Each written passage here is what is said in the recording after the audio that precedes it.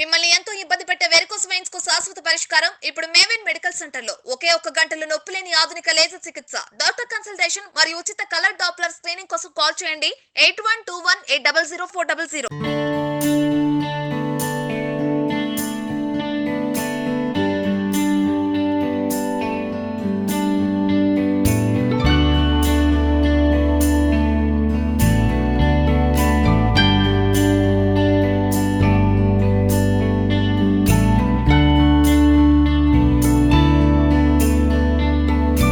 Heart failure స్టేజ్కి reach అవ్వకుండా ఉండేందుకు అండ్ డాగ్ కంఫర్టబుల్గా ఉన్నన్ని నెలలు సంవత్సరాలు హ్యాపీగా.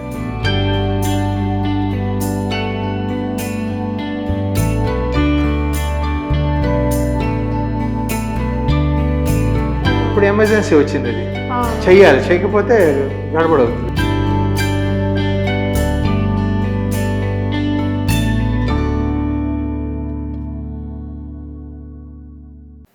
నమస్తే, వెల్కమ్ టు అవర్ ఛానల్. నేను రెబ్కా. ఈరోజు నేను వెటర్నరీ క్లినిక్ కాంప్లెక్స్కి అయితే వచ్చేసాను. రాజేంద్ర నగర్ హైదరాబాద్లో అయితే ఉంది.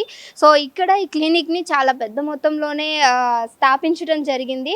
ఒక 4 months బ్యాకే ఇనాగ్రేషన్ కూడా జరిగింది. అండ్ లోపల ఎలాంటి ట్రీట్మెంట్స్ అవుతాయి అండ్ డాగ్కి సంబంధించి నేను ఇక్కడ విన్నంత వరకు చాలా ఫెసిలిటీస్ అయితే ఉన్నాయి. ఆ ఫెసిలిటీస్ ఏంటి అని అంటే మనకి మనుషులుగా మనకైతే ఏవైతే వస్తూ ఉంటాయో డాగ్స్ కూడా అవే వస్తూ ఉంటాయంట. వాటికి సంబంధించి ప్రతి ఒక్క ఎక్విప్మెంట్ లోపలైతే ఉంది.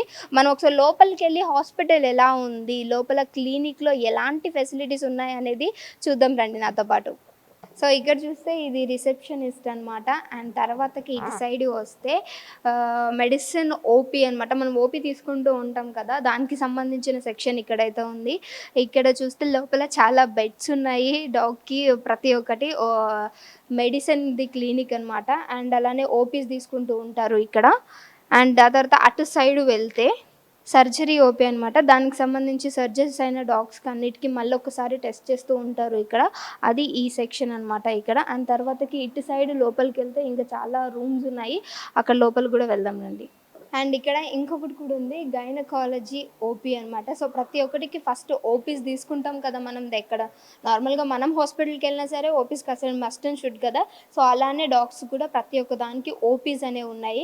ఆ ఓపీస్ తర్వాత లోపలికి వస్తే ఇక్కడ నుంచి స్టార్ట్ అవుతుంది అనమాట మెయిన్ సెక్షన్. ఆ లోపలికి వెళ్ళి ఇంకా ఆపరేషన్ థియేటర్స్ ఉన్నాయి.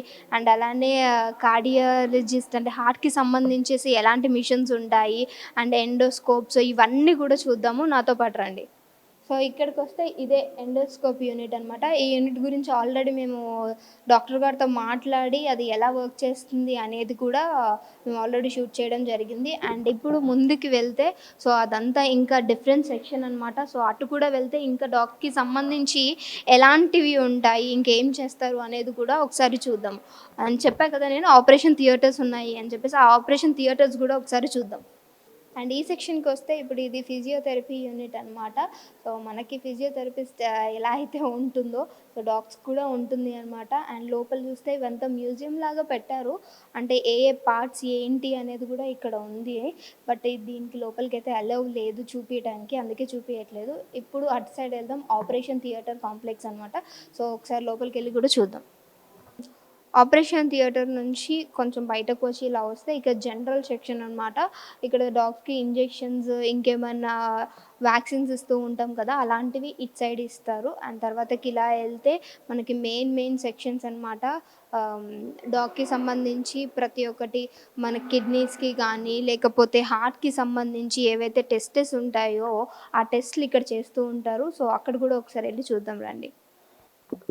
అండ్ ఇక్కడ చూస్తే ఇంత పెద్ద మొత్తంలో ఏంటి మనకి నార్మల్గా మనకేమన్నా ఆపరేషన్స్ ఇవన్నీ జరుగుతున్నాయి అన్నట్టుగా ఉంది కదా, ఇది కూడా డాగ్కి సంబంధించిందే.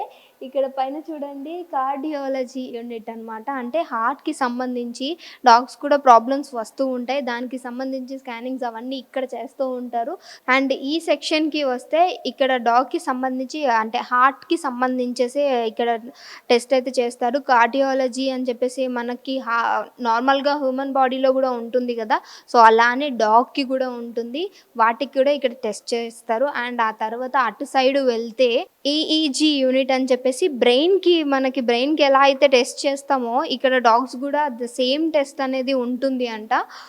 అది ఇక్కడ ఈ సెక్షన్లో ఉంటుంది. అండ్ ఆ తర్వాతకి ఇటు సైడ్ వెళ్తే అండ్ మీకు ఇప్పటి వరకు నేను చెప్పినట్లే అన్ని సెక్షన్స్ చూసాం కదా మనము. ఇక్కడికి వచ్చేసి ఆపరేషన్ థియేటర్ అనమాట. లోపల చూడండి ఒక డాగ్కి ఆల్రెడీ ఆపరేషన్ అవుతుంది. లోపలికి వెళ్ళి మనము లైవ్లో చూద్దాం అసలు ఏం ఆపరేషన్ అవుతుంది, మనకులాగానే ఆపరేషన్ చేస్తూ ఉంటారా లేకపోతే వీటికి ఏమైనా డిఫరెన్సెస్ ఉంటుందా, ఎన్ని ఎక్విప్మెంట్స్ ఉన్నాయి లోపల, ఎలాంటి ఎక్విప్మెంట్స్ వాడతారు అనేది లైవ్లో చూడటానికి వచ్చానమాట. నాతో పాటు మీరు కూడా రండి, డాక్టర్ గారు ఉన్నారు. సో మాట్లాడుతూ అసలు ఏంటి అనేది ప్రాసెస్ చూద్దాం. So I am Dr. E.L. Chandrasekhar, Professor and Head Department of Veterinary Clinic Complex and Department of Veterinary Surgery. I am in charge of entire hospital complex. Then I have shown operation theatre, everything regarding operation theatre and how we perform operations, operation ఎట్లా చేస్తాం అన్నీ మీకు వివరించడం జరిగింది. తర్వాత post ఆపరేటివ్కి బయట కూడా చూపించాం మీకు. బ్యాండేజ్ వేసిన తర్వాత మళ్ళీ ఒక 5 రోజులు వరుసగా వస్తారు. దాని తర్వాత స్టిచ్చెస్ ఉంటాయి. అది ఒక కంప్లీట్ వూండ్ హీలింగ్ అయినాక 8th డే నుంచి ఎనీ టైం ఒక్కోసారి 10 days, ఒక్కోసారి 12 daysకి 14 daysకి కూడా స్టిచ్చెస్ తీస్తాం డిపెండ్ అపాన్ వూండ్ హీలింగ్ అనమాట. She doctor M Sravanthi, assistant professor department of veterinary surgery and radiology. And our PG students and internship students also there. There are our PhD scholar, he is internship. This is operation theatre, concept of operation table where you keep a patient or client or then on the table. Then after that we'll intubate. Intubate, endotracheal intubation. Then we'll give IV fluids first. IV fluids followed by all medication, anesthetics. Then we'll go for draping. One surgeon will be arranging the instruments, another surgeon doing draping. Then after that we'll start incision. ఇప్పుడు emergency వచ్చింది, అది చెయ్యాలి, చేయకపోతే గడబడ అవుతుంది. 2 పప్పీలు చూసాక small ఎంత పొడుగు ఉంది, ఆ బ్రీడ్కి సంబంధించిన పప్పీ కాదు యాక్చువల్గా, అది వేరే క్రాస్ చేసి ఉండొచ్చు అనుకుంటున్నాను. మిగిలితే ఇప్పుడు బయట డెలివరీ అయిన పప్పీస్ ఉన్నాయి కదా, చిన్నగా ఉన్నాయా, చిన్నగా ఉన్నాయి, వాటికి డబుల్ సైజులో ఉన్నాయి, ఆల్రెడీ నిన్నే చనిపోయింది. మరి అలాంటి టైంలో డాగ్కి ఏమి ప్రాబ్లం ఉంది, ప్రాబ్లం ఉంది కాబట్టి వచ్చారు. వెంటనే మేము సర్జరీ చేసి అంటే నిన్న చనిపోయింది కదా సార్, లోపల పిల్లలు చచ్చిపోతే దానివల్ల ప్రాబ్లం ఉంటుంది, కానీ 2-3 రోజులకు ఇంకా అయితే మదర్కి కూడా ప్రాబ్లమే. Okay sir. సో మనం ఆర్థోపెడిక్ సర్జరీ చేసేటప్పుడు ఒక రాడ్, ప్లేటు అన్నీ వేస్తుంటాం. ఓకే, అది పిన్ రెడీగా సరిగా ఉందా, అలైన్మెంట్ ఉందా, ప్లేట్ సరిగా ఉంటుందా చేసిన తర్వాత మళ్ళీ దీన్ని ఇక్కడ దీంట్లో నుంచి ఎక్స్రే టైప్లో అనమాట తీస్తాం. అది అక్కడ ఇమేజ్ చూస్తే ఇక్కడ మానిటర్స్ ఉంటాయి. These are the monitors. ఈ మానిటర్లు చూస్తాం అనమాట. అది పెట్టినాక అక్కడ పెట్టినాక మానిటర్, ఈ మానిటర్లో పిన్ సరిగా ఉందా లేదా, అలైన్మెంట్ బాగుందా లేదా అని చూసి స్టడీ చేస్తాం అనమాట. ఆపరేషన్కి ఇంత పెద్ద ప్రాసెస్ ఉంటుంది, చాలా ప్రాసెస్ ఉంది. ఇప్పుడు మనం డాగ్స్కి ఎండోస్కోప్ ఎలా చేస్తారు, ఆ మిషన్ ఎలా పనిచేస్తుంది ఏంటి అనేది మొత్తం తెలుసుకుందాం. సార్ చెప్పారు కదా ఎండోస్కోప్ అని, ఇది ఎలా వర్క్ చేస్తుంది సార్? ఇది కంప్లీట్గా ఎండోస్కోప్ యూనిట్ అండి, వీడియో ఎండోస్కోప్ అంటాం మనము. హ్యూమన్స్లో లాగానే ఇది కూడా యానిమల్స్కి వాడుతుంటారు. దీంట్లో మనకి డిఫరెంట్ టైప్స్ ఉంటాయి. గ్యాస్ట్రోస్కోప్ అని, కొలనోస్కోప్ అని, ఈసోఫెగోస్కోప్ అని, రైనోస్కోప్ అని, బ్రాంకోస్కోప్ అని, సిస్టోస్కోప్ అని, అంటే ఒక్కొక్క ఆర్గాన్ని బట్టి ఒకటి ఉంటుంది. స్టమక్లో ప్రాబ్లమ్స్కి ఒకటి, కోలన్లో ప్రాబ్లమ్స్కి ఒకటి, దెన్ బ్రాంకస్ రెస్పిరేటరీ సిస్టంలో, ట్రేకియాలో ప్రాబ్లమ్స్కి, వీటికి ఐడెంటిఫై చేయడానికి డిఫరెంట్ ప్రోబ్స్ ఉంటాయి. ఇవి డిఫరెంట్ ప్రోబ్స్, యాక్చువల్లీ ఇవి ప్రోబ్స్ అనమాట. సో దీన్ని బట్టి డిఫరెంట్ టైప్స్ ఆఫ్ ప్రోబ్స్ వస్తాయి. దీని స్పెసిఫికేషన్స్ బట్టి మనం వాడుతుంటాము. ఇది గ్యాస్ట్రిక్ ప్రోబ్ అంటాము, గ్యాస్ట్రోస్కోప్ అంటాము. ఓకే, సో ఇదేంటంటే యాక్చువల్లీ మనకు స్టమక్లో అల్సర్స్ ఉన్నాయనుకోండి, లేదా ఈసోఫెగస్లో అబ్స్ట్రక్షన్స్, డాగ్స్ కదా ఇవి ఆడుతూ ఏదో తినేస్తుంది, అదేమైనా అబ్స్ట్రక్షన్ ఉందా లేదా మనకు తెలియదు. నాన్ వెజ్ పెడితే బోన్ తినేస్తుంది, బోన్ స్ట్రక్ అయ్యే ఛాన్స్ ఉంది, అది ఉందా లేదా అని చెప్పి మనకు ఎక్స్రేలో తెలుస్తాయి. బోన్ కాకుండా ప్లాస్టిక్ మెటీరియల్ ఏదైనా ఉంటే మనకి ఎక్స్రేలో తెలియదు. అలాంటప్పుడు ఇవి తోటి మనం చెక్ చేస్తాం. ప్లాస్టిక్ ఉంటే తెలియదు, ఎక్స్రేలో తెలియదు. ఓకే, దానికి ఖచ్చితంగా చేయాలి, ఎండోస్కోప్ చేయాల్సి వస్తుంది. ఇంకా ఎలాంటి ఇష్యూస్ కి చేస్తూ అట్లా. ప్లస్ ఇంకోటి ఏంటి, కొలనోస్కోప్, కోలన్ ఇన్ఫెక్షన్స్ ఉంటాయి, కోలన్ క్యాన్సర్స్ ఉంటాయి. సో దాన్ని డిటెక్ట్ చేయడానికి మనం ఇది చేస్తాము. అంటే ఆ క్యాన్సర్ కూడా అది ఉందా లేదా అని ఉందా లేదని చెక్ చేస్తాము. అక్కడ నుంచి మనకి ఏదైనా శాంపుల్ బయాప్సీ తీసుకొని టెస్ట్ చేయాలి. ఓకే క్యాన్సర్ ఉంది లేదు కన్ఫర్మ్ చేయాలి. అలాంటప్పుడు బయాప్సీ తీసుకోవాలి. సో ఈ కొలనోస్కోప్తో చేస్తారు. ఓకే అట్లనే బ్రాంకోస్కోప్ అని, ట్రెకియోస్కోప్ అని ఉంటాయి. అంటే రెస్పిరేటరీ సిస్టంలో ఇన్ఫెక్షన్స్ ఉంటాయి, క్రానిక్గా తగ్గకుండా ఇయర్స్ టుగెదర్ వస్తుంటాయి. అలాంటప్పుడు అక్కడ నుంచి శాంపుల్ తీసుకోవాలి. అలాంటప్పుడు కూడా మనము ఈ బ్రాంకోస్కోప్స్, రైనోస్కోప్స్, ట్రెకియోస్కోప్స్, ఇవన్నీ డిఫరెంట్ స్కోప్స్, వాటికి ఇచ్చిన నేమ్స్ అనమాట. ఓకే వాటిని బేస్ చేసుకుని మనం చెక్ ఈ చేయడానికి ఎండోస్కోప్ అనేది ఇస్తూ ఉంటారు. Okay sir. అంటే ఏ కండిషన్లో చేయొచ్చు సార్ మరి డాగ్కి?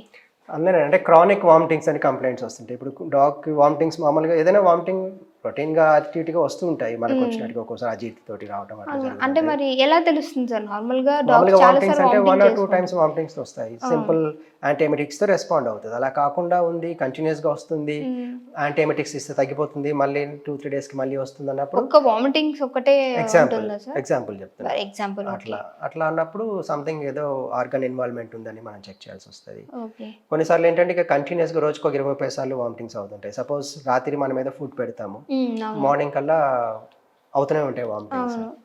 ఈ వామిటింగ్స్ కూడా కొన్నిసార్లు food material, digested food material వస్తుంటే అబ్స్ట్రక్షన్స్ లాంటివి కాదనుకోవచ్చు. కొన్నిసార్లు వాటర్ కూడా తాగకుండా ఒక 2 స్పూన్స్ ఆఫ్ వాటర్ తాగినా మళ్ళీ వెంటనే వామిట్ చేస్తూ ఉంటుంది. సో దాని అర్థం ఏంటంటే ఎక్కడో అబ్స్ట్రక్షన్ ఏదో ఉంది ఈసోఫేగస్లో అనేది చెప్పడానికి. ఇటువంటివి కొన్ని సిమ్టమ్స్ ఉంటుంటాయి, మా అబ్జర్వేషన్స్ కొన్ని ఉంటాయి. సో అవన్నీ నార్మల్గా హ్యూమన్స్ లా కాదు కదా ఇవి వచ్చి చెప్పుకోవడానికి. చెప్పుకోలేదు. ఓనర్ ఇచ్చే ఇన్ఫర్మేషన్ ఉంటుంది, మా అబ్జర్వేషన్స్ ఉంటాయి. దీంట్లో అన్ని కలెక్టివ్గా చూసుకొని ఈ డాగ్కి ఈ టెస్ట్ చేయడం అవసరమా లేదా అని డిసైడ్ చేసుకొని దాన్ని వి ప్రొసీడ్. ఓకే స్కానింగ్ లో తెలియట్లేదు అనుకున్నప్పుడు ఎక్స్రేలో తెలియట్లేదు, స్కానింగ్ లో ఎక్స్రేలో డౌట్ ఉంది, లేదా వాడి ఆ డాగ్ లో వచ్చేటువంటి సిమ్టమ్స్ లో ఒక సస్పిషన్ ఉంది మాకు అనుకున్నప్పుడు డెఫినెట్ గా ఇది సజెస్ట్ చేస్తారు, ఇది చూస్తారు. Okay sir. ఇంకేమన్నా ఉందా సార్? ఇంతే ఒక ఇవి ఇంతేనంటే ఇది కంప్లీట్ గా మనకు విజువలైజ్ చూపిస్తుంది. మనకు అంత వీడియో ఎండోస్కోప్ అంటారు. మనం ఇక్కడ ఇందులో దీంట్లో మనకు మానిటర్ లో వస్తుంటుంది. దీంతో ఎగ్జామిన్ చేయొచ్చు. దీంట్లో ఏమైనా ఫారెన్ బాడీస్ ఉంటే మనకు దీని యాక్సెసరీస్ ఉంటాయి, ఫోర్సెప్స్ అని అవన్నీ, వీటితో మనం పట్టి లాగేయచ్చు. లేదా బయాప్సీ లాంటివి తీసుకోవాలనుకున్నప్పుడు కూడా దీనికి యాక్సెసరీస్ ఉంటాయి, దాంతో కూడా మనం తీసుకోవచ్చు. సో మల్టీపర్పస్గా యూస్ చేసుకోవచ్చు. అంటే ఫైనల్లీ ఏంటంటే గ్యాస్ట్రో ఇంటెస్టినల్ ట్రాక్ట్, జిఐటీలో, స్టమక్లో, కోలన్లో, ఈసోఫేగస్లో, లేదా రెస్పిరేటరీ సిస్టంలో, ట్రేకియా, బ్రాంకస్లో ఏమన్నా ఇన్ఫెక్షన్స్ క్రానిక్గా ఉన్నాయి, ట్యూమర్స్ ఉన్నాయి, లేదా ఏమైనా గ్రోత్స్ ఉన్నాయి, అవి ఏం టైప్ ఆఫ్ గ్రోత్, అది ఏమైనా ఫంగల్ గ్రోతా, లేకపోతే బ్యాక్టీరియా రిలేటెడ్ గ్రోతా, లేకపోతే ఏమైనా పారాసైటిక్ రిలేటెడ్ గ్రోత్ ఉన్నవా, అవి మనము శాంపుల్ బయాప్సీ లాంటివి తీసుకొని టెస్ట్ చేసి దాంతో ట్రీట్మెంట్ చేయడానికి యూజ్ అవుతుంది. ఓకే. సో ప్రతి ఒక్కటి ఇందులో తెలుస్తుంది. దానికి ఏముంది? ఇప్పుడు ట్రేకియా, బ్రాంకస్లో ఎక్కడో ఏదో గ్రోత్ ఉంటుంది, అది మనకి ఎక్స్రేలో తెలుస్తుంది గ్రోత్ ఉందని. But A type of growth అనేది చూడాలి అంటే మనం అక్కడ వరకు ఒకవేళ బ్రాంకోస్కోపీతో మనం అక్కడ వరకు చెక్ చేయగలిగితే వెళ్ళి అక్కడ మనం శాంపుల్ తీసుకొని చూడగలుగుతాం. Okay sir, thank you. And ఇది చూస్తే హిమోడయాలజిస్ట్ యూనిట్ అనమాట. సో ఇక్కడ ప్రతి ఒక్కటి అన్ని ఏంటంటే ఇంతకుముందు ఓన్లీ ప్రైవేట్ హాస్పిటల్లో మాత్రమే ఇలాంటివి ఉండే, అండ్ ఇంత ఎక్విప్మెంట్ అనేది లేదు. ఓన్లీ మనకేంటంటే ఈఈజీ యూనిట్ అని చెప్పేసి చెప్పే కదా, బ్రెయిన్కి ఇవి మాత్రమే ఉండేవంట. ఏదో ఎక్కడో ఒకటి రేర్గా ఉండేది. బట్ ఇప్పుడు మన ప్రభుత్వం అనేది చాలా మూగజీవులు మాట్లాడలేవు, అవి వాటి బాధని ఎక్స్ప్లెయిన్ చేయలేవు, కాబట్టి వాళ్ళు ఏం చేశారంటే ఇంత పెద్ద మొత్తంలో ఒక సంస్థనైతే స్థాపించి అక్కడే ప్రతి ఒక్కటి అనమాట నేను చూపించినట్టు ప్రతి ఒక్క యూనిట్ని ఇక్కడ ఏర్పరచడం జరిగింది. ఇది మొత్తం అనమాట హాస్పిటల్ ఇలా అయితే ఇంత పెద్ద మొత్తంలో స్థాపించడం జరిగింది. పివి నరసింహారావు తెలంగాణ వెటర్నరీ యూనివర్సిటీలో అయితే ఉన్నాము. మనతో పాటు వెటర్నరీ డాక్టర్ సతీష్ కుమార్ గారు అయితే ఉన్నారు. సో డాక్టర్తో మాట్లాడి అసలు ఇక్కడ ఎప్పుడు ఈ వెటర్నరీ హాస్పిటల్ అనేది స్థాపించారు, అండ్ ఇక్కడ ఎలాంటి ట్రీట్మెంట్స్ ఉంటాయి, ఓన్లీ డాగ్స్కి మాత్రమే ఉంటుందా, అండ్ ఇంకోటి మనం విన్నది ఏంటంటే మనుషులకి ఎలా అయితే కార్డియాక్ అరెస్ట్ అవుతూ ఉంటుంది అండ్ దానికి సంబంధించి ఎలాంటి ట్రీట్మెంట్స్ తీసుకుంటాము అనేది మనం చూస్తూ ఉంటాం. బట్ ఇప్పుడు డాగ్స్ కూడా అంతే విధంగా అలాంటి ట్రీట్మెంట్స్ అనేవి ఇక్కడ అవైలబుల్గా ఉన్నాయని విన్నాము. సో దాని గురించి మాట్లాడటానికి మనం డాక్టర్ దగ్గర అయితే వచ్చేసాము. మరి డాక్టర్ గారితో మాట్లాడి మరికొన్ని విషయాలు తెలుసుకోవడానికి ప్రయత్నిద్దాం. నమస్తే నమస్తే సార్. నమస్తే అండి. సో మరి మేము విన్నదైతే మరి సార్ ఇప్పుడు చెప్పినట్లే మనుషులకి ఎలా అయితే హార్ట్ ప్రాబ్లమ్స్ ఉంటాయో డాగ్ కూడా ఉంటుంది. అండ్ అలానే మనకి సంబంధించి ఎలాంటి ట్రీట్మెంట్స్ అయితే అందిస్తూ ఉంటారో వాటికి కూడా అలానే ఉన్నాయి. అండ్ ఇంతకుముందు మనం మాట్లాడినట్టే. సో దాని గురించి కొంచెం బ్రీఫ్గా ఎక్స్ప్లెయిన్ చేయగలరా సార్? ఇది పివి నరసింహారావు తెలంగాణ వెటనరీ యూనివర్సిటీకి సంబంధించినటువంటి వెటనరీ కాలేజ్ రాజేంద్ర నగర్లో ఉన్నటువంటి హాస్పిటల్. దీన్ని టీచింగ్ వెటనరీ క్లినికల్ కాంప్లెక్స్ అంటారు. ఇక్కడ చదివేటువంటి వెటనరీ స్టూడెంట్స్ వాళ్ళు ట్రైనింగ్ కోసం ఈ హాస్పిటల్లో ట్రైన్ అవుతూ ఉంటారు. మా దగ్గర ఇది అదర్వైజ్ టీచింగ్ హాస్పిటల్ కింద చెప్పొచ్చు. సో ఇక్కడ this is a new establishment facility అండి. ఇంతకుముందు వేరే హాస్పిటల్ చిన్న ఫెసిలిటీలో ఉండేవాళ్ళము. ఇక్కడ అన్ని ఫెసిలిటీస్ ఉన్నాయి. ఓపీ కా నుంచి మొదలుపెట్టి కార్డియాక్ డయాగ్నోసిస్ ఫెసిలిటీస్ ఉన్నాయి, ఎండోస్కోపీ ఫెసిలిటీస్ ఉన్నాయి, హెమోడయాలసిస్ ఫెసిలిటీ ఉంది, న్యూరాలజీ ఫెసిలిటీ ఉంది, ఐసీయూ ఫెసిలిటీ ఉంది, అండ్ ల్యాబొరేటరీ ఫెసిలిటీ ఉంది, ఆపరేషన్ థియేటర్స్ ఉన్నాయి, లాప్రోస్కోపిక్ ఫెసిలిటీ ఉంది. సో అన్ని ఫెసిలిటీస్ ఉన్నాయి మనకి ఇక్కడ. బయట నుంచి వచ్చినటువంటి పేషెంట్స్కి వన్ స్టాప్ సొల్యూషన్ లాగా అన్ని విధాలైనటువంటి ఫెసిలిటీస్తో డయాగ్నోసిస్ చేసి ట్రీట్మెంట్ ఇచ్చేందుకు. అవును సార్. మరి ఇప్పుడు కొత్తగా మేము విన్నది ఏంటంటే టూ డీ ఎక్కువ అని చెప్పేసి యానిమల్స్ కూడా చేస్తున్నారు. అదేంటి సార్? అది కొత్తగా వింటున్నాం అసలు మేము అందరం కూడా. ఓకే. ఇది హార్ట్ డిసీజెస్ని డయాగ్నోస్ చేయడానికి వాడుతుంటారు. హ్యూమన్స్లో కామన్గా వాడుతుంటారు, యానిమల్స్లో కూడా గత 10-15 ఇయర్స్ నుంచి వాడుతున్నాము.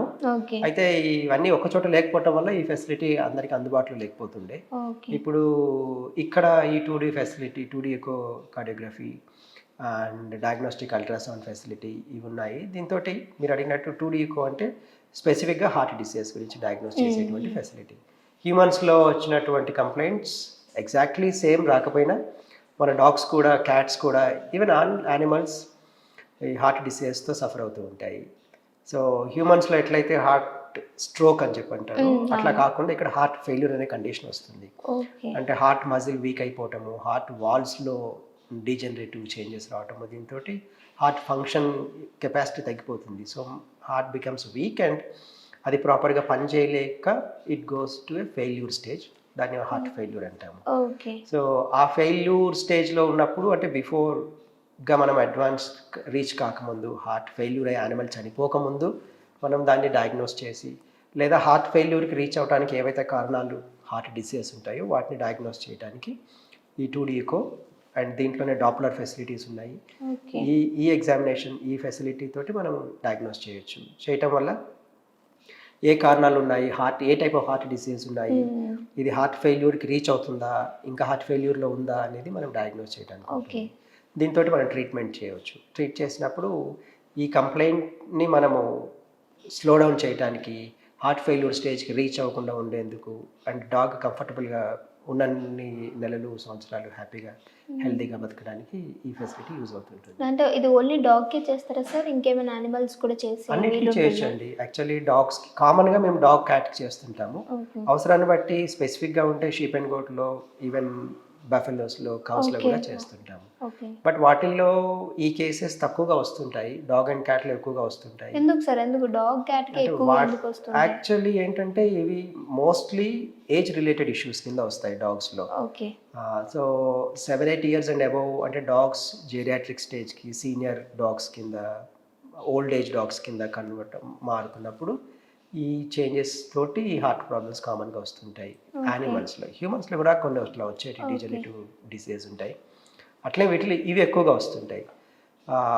సో డాగ్ అండ్ క్యాట్ మనుషులు పెంచుకుంటూ అవి చనిపోయేదాకా వాటిని పోషిస్తూ ఉంటారు కాబట్టి కామన్గా ఆ ఓనర్స్ ఈ కంప్లైంట్ ఉన్నప్పుడు తీసుకొస్తారు, మేము డయాగ్నోస్ చేయడం అవుతుంది, ట్రీట్మెంట్ ఇవ్వడం అవుతుంది. Sheep and goat, buffaloes, cows అంటే వాటిని రైతులు ప్రొడక్టివిటీ ఉన్నంత వరకు పెంచుకుంటారు. అంటే అవి పాల ఉత్పత్తి ఉన్నంత వరకే పెంచుకుంటారు. ఒక ఏజ్ దాటిన తర్వాత ఆ పాల దిగుబడి తగ్గిపోతుంది. సో ఆ స్టేజ్లో నార్మల్గా ఫార్మర్స్ వాటిని పెట్టుకోరు. కాబట్టి కామన్గా వాటిలో హార్ట్ డిసీజెస్ వచ్చే స్టేజ్ దాకా వాటిని రైతులు పెట్టుకోరు. కాబట్టి అప్పుడు వరకు అవి ఉండవు. కాబట్టి మనం డిసీజ్ దాంట్లో చూడము.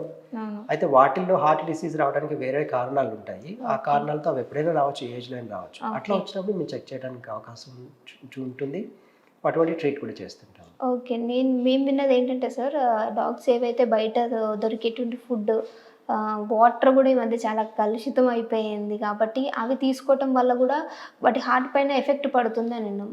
సో నో, అట్లా ఏం కాదండి. యాక్చువల్లీ కంటామినేటెడ్ ఫుడ్ తోటి వీటితోటి వేరే ఆర్గన్స్ ఎక్కువగా ఎఫెక్ట్ అవుతుంటాయి. అంటే ఓకే. గ్యాస్ట్రోఎంటరైటిస్ అని, స్టమక్ డైజెస్టివ్ సిస్టమ్ ఎఫెక్ట్ అవుతుంది, దాంతో లివర్ పాడవుతుంది, కిడ్నీస్ పాడవుతుంటాయి. సో డైరెక్ట్గా దానివల్ల హార్ట్ మీద ప్రాబ్లం వచ్చి హార్ట్ డిసీజ్ వస్తాయనేది అయితే ఇంతవరకు ఎప్పుడు జరగలేదు. ఓకే, థ్యాంక్ యూ సార్, మాకు మంచి వాల్యుబుల్ టైం ఇచ్చారు. సో ఇంతసేపు మాతో పాటు ఉండి డాక్టర్ గారు మరి ప్రతి ఒక్కటి చక్కగా ఎక్స్ప్లెయిన్ కూడా చేశారు. అండ్ ఈ 2D ఎకో మిషన్ కూడా సో మన డాగ్ని చూపించి ఎక్కడ ఎలాంటి పార్ట్స్ ఉంటుంది, ఏ పార్ట్లో ఏ ప్రాబ్లం ఉంటుందని కూడా చాలా చక్కగా వివరించి ఇంత టైంని కేటాయించినందుకు thank you so much. So ఇక్కడ వెటర్నిటీ క్లినిక్ దగ్గర ఆనంద్ అనేసి ఒక పర్సన్ ఉన్నారు. సో ఎందుకంత స్పెసిఫిక్గా మెన్షన్ చేసి చూపిస్తున్నానంటే ఒకసారి ఈ డాగ్ చూసారా, ఇది స్ట్రీట్ డాగ్ అనమాట. ఇప్పుడు మనకున్న సిచ్యువేషన్స్లో స్ట్రీట్ డాగ్స్ని ఎవరు దగ్గర కూడా రానివ్వరు కదా, ఎందుకనంటే చాలా చూసాము పిల్లల్ని కరిచేయటము, అందుకనే వాటిని దగ్గర కూడా రానివ్వట్లేదు. ఏదైతే ఆనంద్ గారు తీసుకొచ్చారో ఇది స్ట్రీట్ డాగ్ అనమాట. దాని కాళ్ళకి అంటే కారు ఎక్కేయడం వల్ల చాలా అంటే ఇంజ్యూర్ అయింది కాలు మొత్తం. సో ఒకసారి ఆనంద్తో మాట్లాడదాం. హాయ్ అండి. చెప్పండి.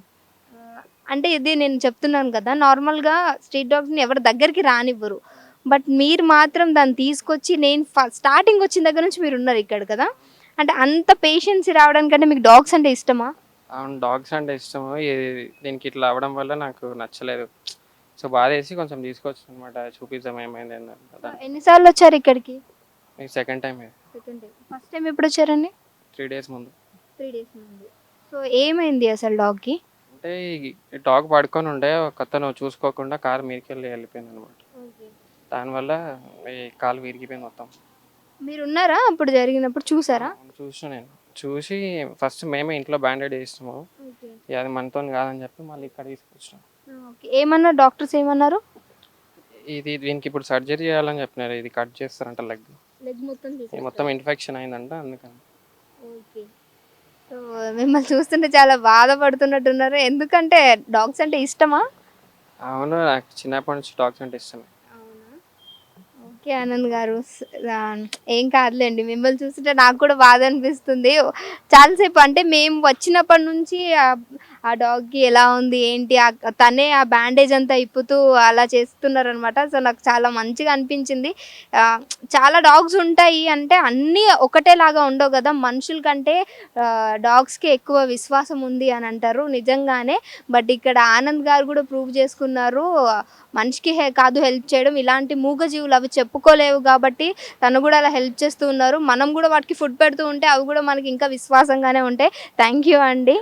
మిమ్మల్ని ఎంతో బాధించే పైల్స్, ఫిస్టులా, ఫిషస్ కు అత్యాధునిక లేజర్ చికిత్స ఇప్పుడు మేవెన్ మెడికల్ సెంటర్ లో. మహిళా సర్జన్ కూడా కలరు. డాక్టర్ కన్సల్టేషన్ మరియు ఉచిత అనోస్కోపీ స్క్రీనింగ్ కోసం కాల్ చేయండి 8121200400.